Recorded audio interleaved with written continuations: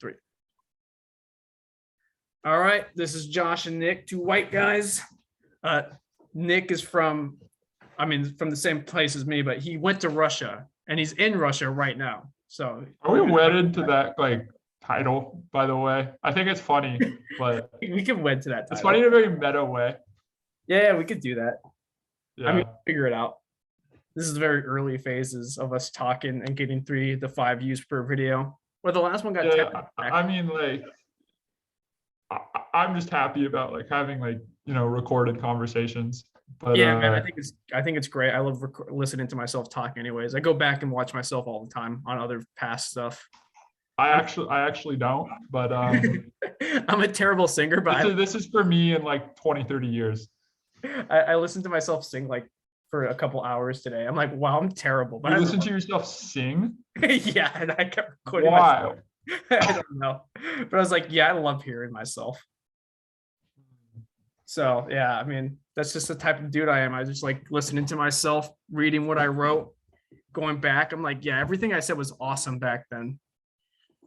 Very high opinion of past Josh. Love seeing what I had to say. I still wish I had my my old like MySpace messages. Oh man, I wish I didn't delete my Facebook messages. I did that. Yeah. Deleted them. Well, I still have all of those, but I never used Facebook Messenger like all that much, except with like a couple of people. But deleted it in a sad fit. I was like, burn everything. I'm sad I used to have all of my text messages going back to like 2010 or 2011. Deleted all those too. Yeah. But it's for the best. It's for the best. I mean, it's not good to dwell on things, but yeah. It was good to like have history though. Yeah, it was fun to have, I think. Yeah. So anyway, yeah, where do you want to start? Okay, we could start with when you decided to go to Russia, which was around like 2018, 2019. 2018. Yeah, summer 2018. Yeah, so what brought you to Russia? What? So what brought you to Russia? Well, I feel like it was like a slow motion kind of conflagration of different interests and like subliminal, you know, pushes that got me there at first, right? So I should say that like I've always wanted to go, and I really wanted to go to St. Petersburg when I studied abroad when I was in England, but it just didn't make sense for me to like travel there at that time. I don't think it was even really possible because of how difficult it is to acquire the visa. Then that summer I lived in Germany and I was taking German classes, but there's a lot of students that in the class who were in the class that were Russian, and I would hear them talk, and I would hear Russian a lot, like walking around the German city I was in. And I decided like, hey, I want to take Russian next year when I was in college. I remember and then I took Russian and I had like literally no time for it. I wound up taking it pass fail and probably barely passed with like a C. Like, I'm serious. Like I barely even got the alphabet down. Like I had and it wasn't necessarily like that it was so hard. It's just like I had senior comprehensives, which is like writing a thesis at the time, and I had no time for any other class. I spent maybe an hour or maybe like okay maybe like on all of my other classes for that semester, I spent maybe 10-15 hours maximum on them because that's all I could afford to it. And for Russian, you can't really learn a language if you're not any language like studying. So I would go to class, but I wasn't practicing outside of the class hardly ever because I just didn't have time for it. Yeah, real language is very painful. Lots of hours. Yeah. So there was that. And then I had like a couple of conversations, I think, about St. Petersburg earlier that next year in 2018. But really, what it came down to is I was already looking at teaching English abroad for about a year, but I wasn't really thinking about Russia. I didn't even know that was possible. Like every program that I'd ever heard of was in either I knew that you could go to places like China, but like most programs I'd ever thought of were in either Japan or in Spain. I was thinking for like whatever reason you need to go through a specific program and not just get hired by like a random school. I didn't know hardly anything, and in some cases, like that is true. Like you don't just in order to get a TEFL certificate, right? Like that involves a certain amount of hours. But for like, I found this website and I was just looking through stuff. And one of the things that didn't require a TEFL or like they give it to you while they're there was in Russia. And this was after I had like overslept my interview for a job in Madrid. Like I thought the appointment was going to be at 11 a.m. 11 a.m. like West Coast time. But it turns out that it was 11 a.m. Madrid time. So they called me at 3 in the morning when I was intoxicated and sleeping. So I remember hearing like the alarm go off on my computer, but like I didn't go over to it. I was like, oh, you got to be kidding me. And you know what? I bet I could have just messaged them and been like, hey, there was a misunderstanding with the time. I hope we can reschedule. But for whatever reason, in that moment, I just was like, nah, I don't really want to go to Spain. I don't know why I did that. That situation. It's really like I'm not sure because I feel like that would have been cool as well. But I found the next day this program in St. Petersburg. I messaged them. I heard back a week later. And then I heard back again like another week after that, telling me that I've got the job. And then like maybe 6 weeks after that, I was on my way to Russia. And it was really, really random because like my thought was just like, hey, you know what would be crazy is just if I went to St. Petersburg. And Okay. it's like, oh, wait, you know, I actually want to do that. Like, this sounds more interesting to me. It sounds like a really fun city to be in. It's really unique. A lot of people wouldn't do that. Like, I'm certainly much, much, much more interested in Russia than I am in Spain. So yeah, it wound up being St. Petersburg, and I've never been happier for the choice. This choice particular, a lot of people who ask me about traveling abroad, they ask about family and like what they thought, because a lot of people, like another friend of mine taught in Korea, but his family was super against him leaving the States. So can you talk about your interactions with your friends and family and how supportive or not supportive they were? I would say that like my parents were a little bit like confused at first because they thought I was going to go overseas, but they wanted me to teach or either to go to like Germany or Sweden, which is, you know, where my family's from.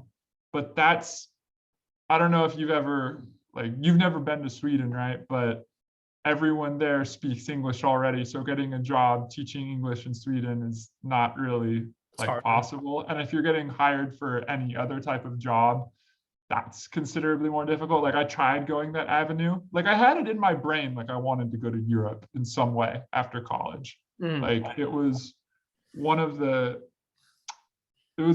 things that was on my mind. But I can say that within maybe like a week or two, my family had really warmed up to the idea and thought it was like really cool and unique. I think my friends were a lot of them were really confused, and I think remain really confused by it. And I think a lot of them actually, I'm not going to say that they like stopped talking to me over it, because that's like obviously stupid. But it's like, I think it really accentuated us drifting apart more and more, because we just didn't have the same things kind of to talk about. And it's not like I went to, maybe it could have been any other of different city, but it's like my experience was so just different, and the sort of stuff I was talking about was just so different that like I feel like it kind of naturally pressed us apart. Now there's other people, that I'm like still friends with, who really think it's cool and they love hearing about the experience, and we're able to like relate on many different levels. But I thought that I think that for a lot of people was initially like very confusing. There also were a lot of people who thought it was, awesome, who I wasn't really in close contact with.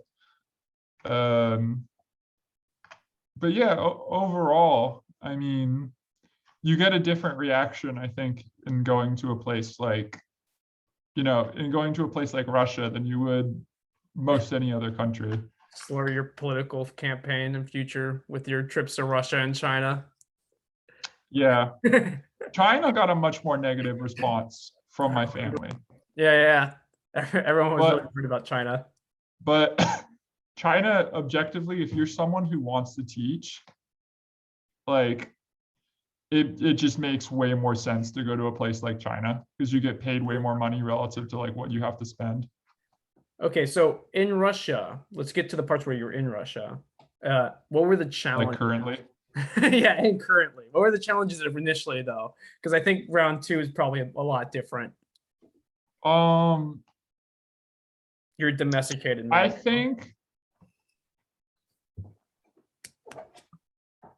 I think initially the problems of being in Russia. Well, for one, you kind of grow up really quickly. I would say that. It's not like when I was studying abroad in England, a lot of my friends were like the same age as me, right? I went to Russia with very little knowledge of Russian. And I honestly wouldn't recommend that for very many people. But I went to Russia with very little knowledge of Russian, and most people that are here that speak English are considerably older. So I found that the people I was hanging out with were, with the exception of 2 of my friends who were the same age, most everybody was in their 30s or even like early 40s. And that comes with like a different like life shift and life perspective. You have to navigate the city a lot more also like on your own, because you can't really, if you don't understand what the signs say, like, and you'll figure it out after like a few weeks or a month or so. It's kind of, you're kind of just left to fend for yourself. And one of the challenges was like, I'm someone who can generally adapt to a new place like relatively easily, but it was a huge swing from my kind of very, like, in retrospect, right, very sheltered college experience, which is very much a bubble, into a big Russian city that has a lot, much more diversity of thought and like actions, how people believe, or no, not just what people believe, but how people act, what their interests are, how they like orientate themselves to the world. that, and then also having to deal with the cold and having to deal with the darkness. Like right now the sun comes up at 10 and it sets at like 3:30. And that is just terrible. Yeah. I Like mean, that, like there's nothing that is just awful. Like there's part of me that kind of like when I was coming here again, like for the second time, I was kind of like romanticizing it, like, oh yeah, that'll be cool. That's really fun. And it's really off. It's really not. when I was in Poland, I was like, what the fuck is this snow? Why is it so freaking cold here? And I Like didn't have any clothes for Poland. So I was walking around in shorts sometimes. I was like, I need to get the fuck out of the cold. I'm gonna die here. it's starting to warm up, right? For this over the course of this next week, right? But it has been the week before this, it was 0 degrees, below 0 degrees, and with wind. Like the other day, right? It was -5 Fahrenheit, but with the wind, it said it felt like -20 Fahrenheit. And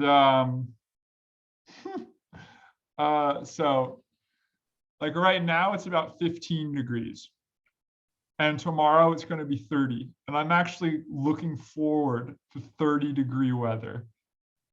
It's 50 degrees in Sacramento at the coldest times, and I'm like, it's terrible. My arms get really cold. So yeah, Russia's a frozen tundra. Yeah, dude, it's like during the summer months, it's amazing because it's actually like, it's light all day. The weather is in the 60s and 70s, which I find great. Um, it's not like it's not super humid here. Maybe it can be a little bit, but not really. It's just overall much more pleasant. But yeah, once you start getting into like even November in St. Petersburg really isn't that bad because it's like, the first part of the month it's in like the 40s, right? But now once it gets to December, like it's fucking cold. It's freezing cold. And it's only going to get more cold in January and February. Okay, another question is, how was your language learning experience in Russia? Because I think a lot of people like to study abroad or go teach abroad because of the language aspect. So your language learning is always what you yourself make of it, right? Mhm. But overall, I learned much more. Like, not saying I put in all that much effort into like class, right? But Yeah, you didn't. yeah, but on and off, like just being in an immersive environment just really helps. Because even like I will hear conversations, and even if like I can't respond in the way I would like to, I understand the meaning of them and like what's being said. Yeah. And I feel like if you want to jumpstart any like language learning, it's best to be in an environment that is immersive. Now, if you know somebody who or can be in constant contact with somebody who speaks that language, you can also like simulate that environment. But I've personally found that in Russia, like I don't even think like most people really need to pick up a book, and you can start to passively, understand the language more and more. Yeah, I mean that's true. It's not as intuitive for me as like German. German is very intuitive for me. Well, English is a Germanic language. Exactly. But you still get to understand much more. What about the cognates? Were English cognates for Russian, were they easier to pick up vocabulary wise or more difficult? Um,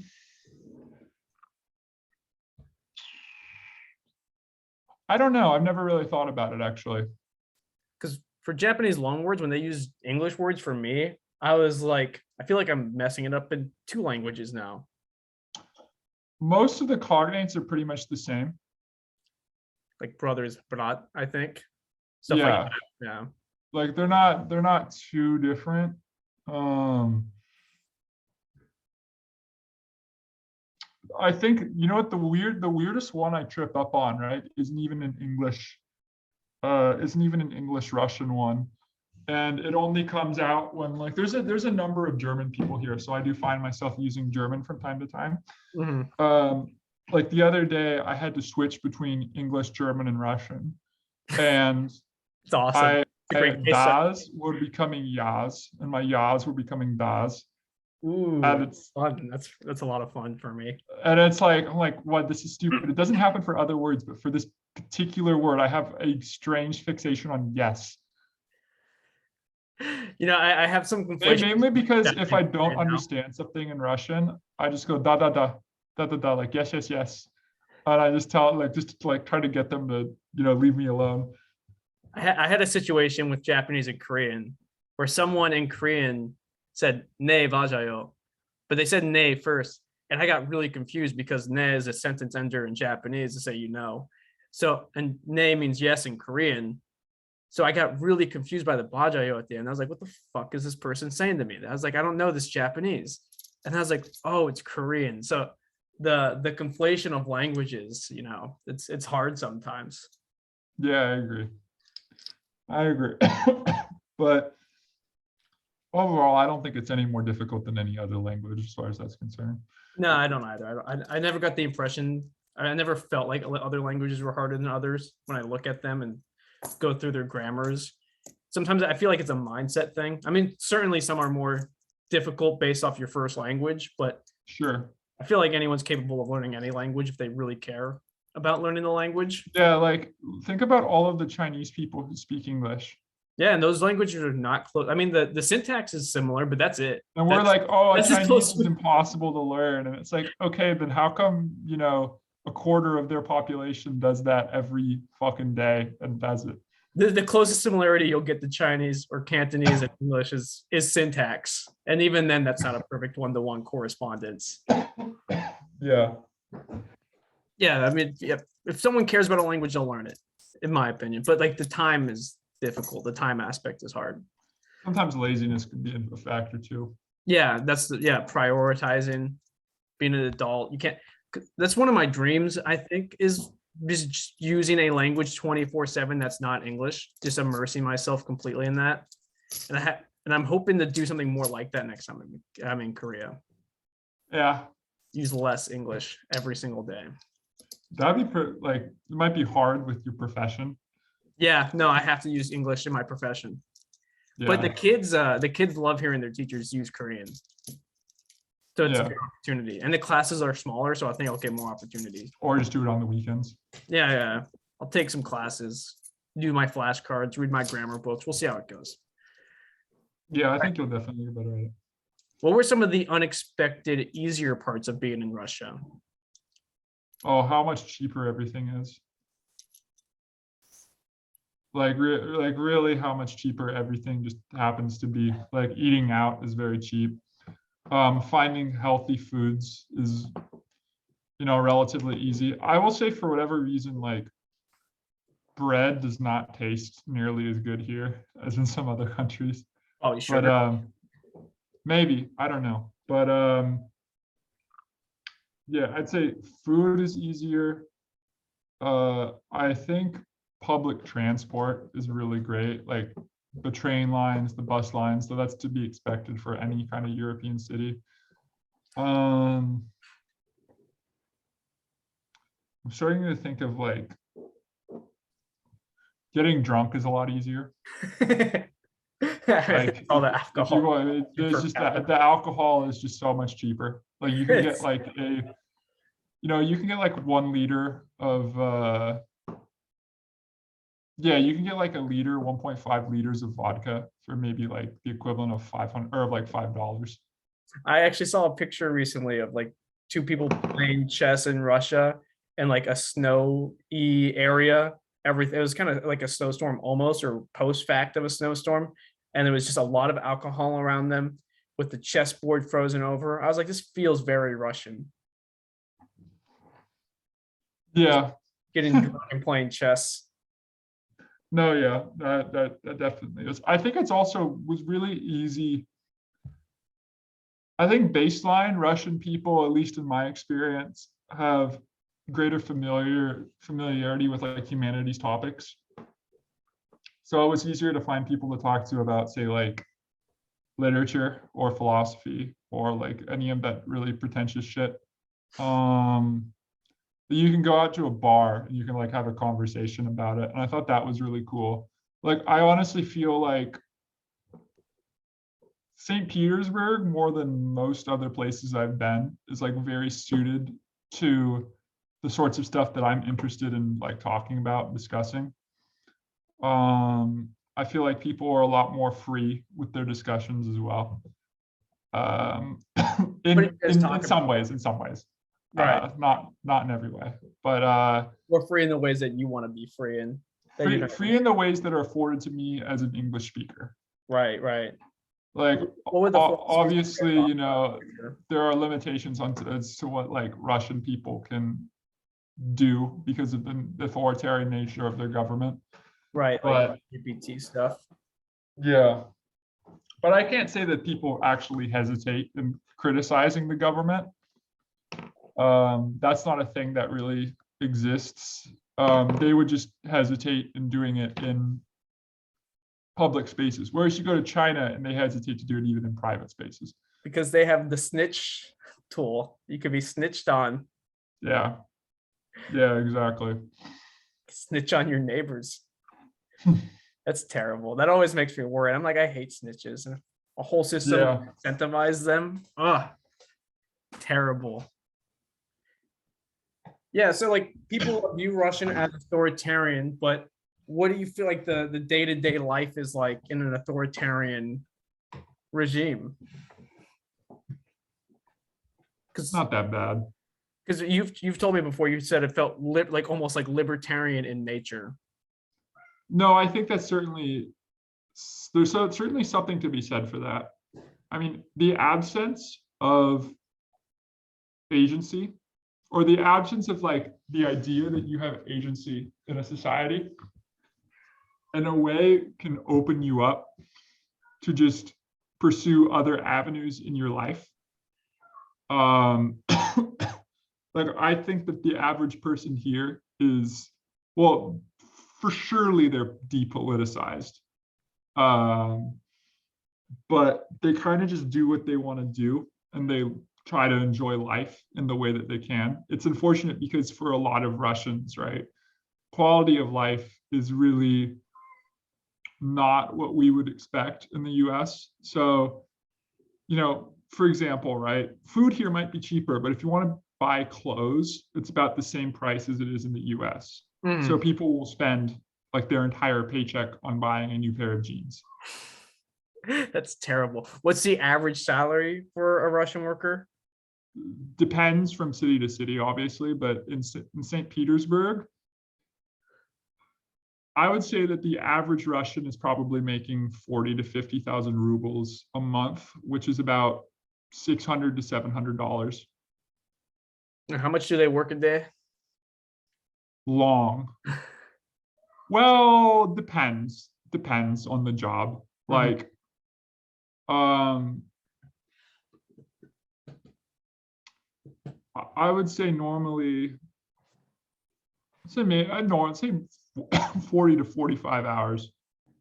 But there's other people I know that, you know, if you're working in the service industry, for example, if you're working in the service industry, you are working 10 to 12-hour days. I have to let this cat out. And probably like 5 to 6, or probably 6 days a week. Okay. If you're working in something else like online retailing, like Ira does or did, she would start work at 10, and then she'd usually finish up by 7. Nice, nice. And okay, you also did stuff like stand-up comedy in Russia. Can you talk about that? Yeah, that stuff's interesting. I mean, that is more like, I don't know if I could actually give a good explanation of that, because that's a community of English speaking people that live in Russia that do stand-up comedy, and certain people were really funny. And there's this whole sort of community of comedians that live around the world and almost like kind of lead these like bohemian lifestyles. A lot of these people had been in like other parts of the world before. Like I know people, like there are people who lived in Prague, there's people who lived in Shanghai, there's people who lived in Thailand, other cheap cities around the globe for artists to live in. And St. Petersburg has a community like this as well. And they're kind of like, they have some relationship to the Russian speaking comedians, though not as much. And yeah, I just think like it seemed like something that people did for fun. And now you've had people of all talent levels. Like there were some people who were like really good, and then there were some people that were just obviously would never pursue stand-up in the US, but just were giving it a chance in Russia because like it's a small forum of people. But I thought it was fun. I made a lot of my friends that way. And those people I thought were really cool. I enjoyed hanging out with them. I thought they were intelligent. I think comedians are some of the most intelligent people in the world. Commentary. They're like sociologists on the ground. I think they're better than sociologists for real. But yeah, I thought that was a very like valuable experience to my time here. Although I have not pursued it since I came back. A lot of the people I knew have gone, and that kind of makes me sad. Okay, next question I have for you is, what was your first living situation like? Because your first living situation is a lot different than the current setup you have. I don't want to get too much into this actually. There's compromising facts about it that I don't want to talk about. All right, fair enough. Yeah, let's just say it was not great. I remember you got a new place, so yeah, every time I got a new place, not every time I got a new place, but like I don't know what that even means. But my second place here 3 years ago was, I lived by myself, and it was infinitely better than living in that old apartment. And that old flat, like I've almost blocked out a lot of my memories there. And I lived there for 4 months. I have infinitely more memories from my second place than my first place, even though I lived in both for about the same amount of time. I have some damning facts about my memory too. Certain situations. Yeah. All right, let's talk about your dating and your dating experiences when you first got to Russia. Because now you're engaged to someone from Russia, so obviously dating went well. But you dated overall. I mean, in the end, it did. At first, I mean, what more can you say than like, I don't know what I can say that makes it any different than anywhere else, because everyone will have their own kind of unique experiences. I will say that, you know, as a foreigner in Russia, I got many more matches than I ever did when I lived in LA or at any point where I lived in the Bay Area. I thought there was a higher quality of attractiveness on it. I went on dates maybe like once every 2 weeks or so. I feel like I met up with somebody new. And most of them though, I felt were not really all that engaging. Like I found the best people I met, with the exception of my fiance, who I did meet on a dating app. Most of the people that I met were more interesting when I met them in person. And I feel like there's still a huge, like, you know, population of people in Russia that just meet people, you know, the old-fashioned way, which was which were more of my like kind of long-term interactions with people. The dating, meeting people through dating apps here felt a little bit more slower, felt a little weird. It felt like, you know, you just didn't click as much. But until I met Ira, in which I already knew before I even met her in person that I really liked her. I really liked talking to her. I really liked our conversations off the bat. The other instances, I can't say that I felt anything like that. So What was the biggest differences between dating in LA versus Russia? oh,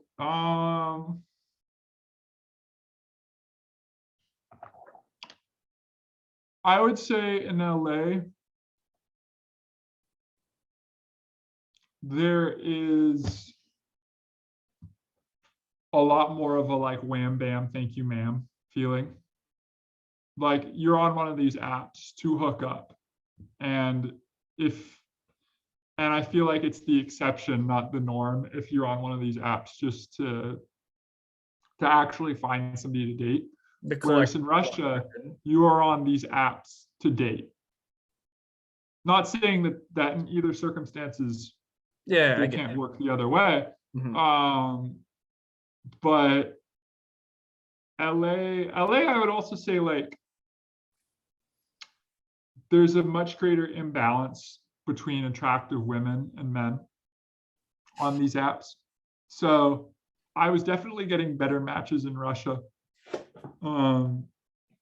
Because I think like although there's I thought that there was definitely more beautiful women on the St. Petersburg app relative to the LA app, or at least like an equivalent number. It felt like there was less people that you were competing against. The guys were ugly. It's in the That's a roundabout way of saying that, yeah. but I mean, I don't necessarily think like that's completely true, but I stood out in a way here that I didn't What's in the LA. foreigner bonus? The plus Yeah. 20. And they're out if you're getting a foreigner bonus, there's algorithms that will pair you with people who get who are more Like I don't think that my look personally, especially back then, is was a very like LA, like I don't know if the features that I have are necessarily prized as much there. Mhm. Whereas in St. Petersburg, I feel like I fit like a lot of people here really like Scandinavian types. And you always handicapped your potential on apps because you hid your height. Well, yeah, I don't want because that's stupid. Some guys I do didn't, not for hide one, their I height. didn't always hide my height, but it always brought dumber questions. Like, how tall are you? Yeah, I guess Um, bringing dumber questions. It's a good way to filter out like dummies, though. You set yeah, up but ask dumb questions. overall, dating apps are just not fun. No, they're not. I usually have them installed for 2 hours at a time and go, I'm gonna go the old-fashioned way. I get less beaten down by the old-fashioned I way. can't criticize them too much because it is how I met Era.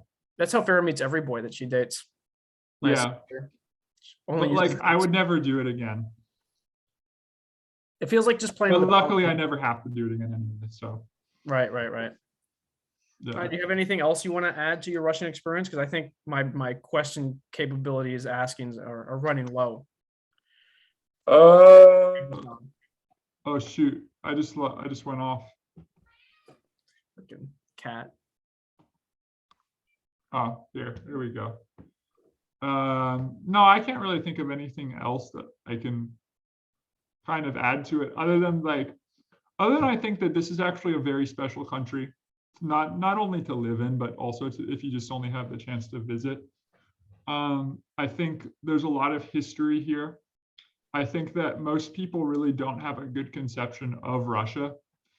I think that most people really underrate or just flat out don't know about how wonderful life can be here. Mhm. At least like it's like walking down the street, like this is truly the most beautiful city I've ever lived in. And you live in Like Los it Angeles. is special. It is gorgeous. And I try to think of like I try to look for in the world other places that kind of replicate it. And it's really hard to.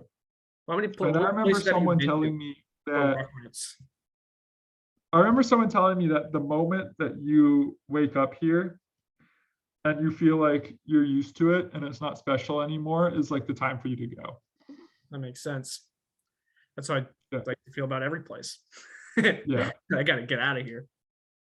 Yeah, but I like it a lot here. I think it's if anyone has the opportunity to, I feel like they should visit. I feel like people should really get to better understand and know how Russian people actually are and act and behave, and they're not like a monolith. And they're certainly not what you hear about on or in the mainstream news media. Yeah, I think it's hard Uh, to really understand what Russians are like if you only hear about their government.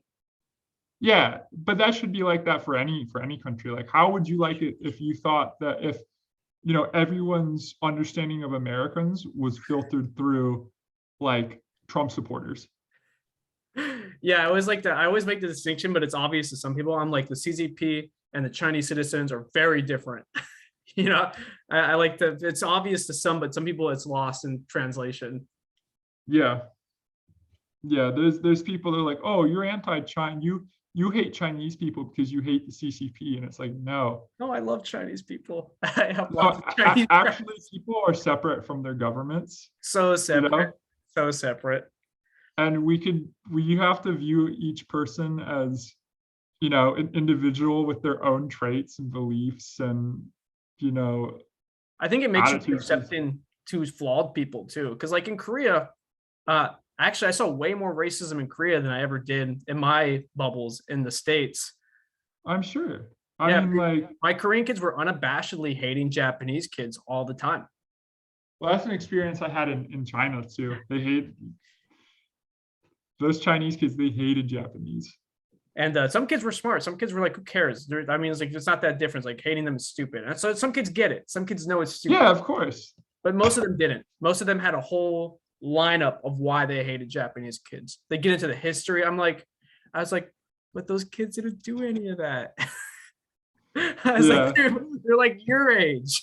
What have you done? You go to school. That's it. That's all you've done. What do you think they've done? Hopelessly yeah, hating. I was like, I hope it gets to some of you. But yeah, you get a sense of how people are socialized and you kind of get more forgiving towards certain behaviors.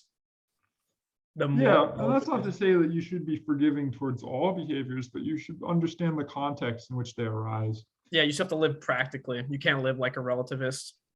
You can And only not everybody, like, you got to keep in mind that not everybody dedicates hours and hours and hours of their time thinking about this shit. Most people can be fundamentally good people and still harbor some like, you know, wacky beliefs. yeah, I underestimate how much I like read and study compared to a lot of people.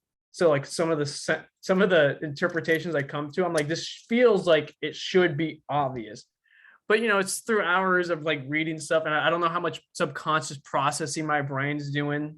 Yeah. Other people who just accepted their socializations. Like because I've been in culture wars since like middle school. I've been arguing on the internet since I was a sixth grader, which really makes you have to think And about how much has it really changed, really? not really in terms of like people making an ass out of themselves and making poor The arguments. topics have changed, but like The topics have overall, the changed. fundamental psychology of people, all that's happened is there's more people who do it now. It's Sisyphusian. It really is. It is Yeah. like the similar arguments are made. You go back, you look at the history of the arguments on forums being made, and it's not so different. It's not so different at all. Yeah. So yeah, you accept people's socializations more, but like no one in practice is a relativist. You can only be intellectually a relativist because we still have our No, if you're in institutions. practice a relativist, like, I don't know. That's How does someone practice relativism? Is that like it's like Taoism, right? Where you just go with the flow of whatever's I guess happening. so. Cool. I live in Saudi Arabia now. I'm gonna treat women like shit. I'm a misogynist now because that's just how it is. That's just how it be here. When in Rome. People Yeah, do that though. I couldn't commit to that relativism level, but yeah, some people do that. It's But I incredible. don't think that that's like an active choice. Yeah. I think like I've certainly met people who they live in another country and then they start to ascribe more to how that other country views things other than or their opinion of how that country views things. Normally it's like kind of a bastardization, like they start to adopt, you know, the Russian government or the Chinese government's perspective on things as a way to, Sometimes in a like, more extreme way push themselves too. into the culture. More extreme than a typical person born in those areas. Yeah, totally. Totally. Those So, I convicts mean, are you have the paid- same phenomenon that exists in the US where there's immigrants that come to the, I think it's even shown, like statistically shown now, that first generation immigrants are more patriotic than US born Americans. Oh yeah, I easily believe that. 100%. I know a lot Yeah, about both. because you need to justify your decision to move to the country.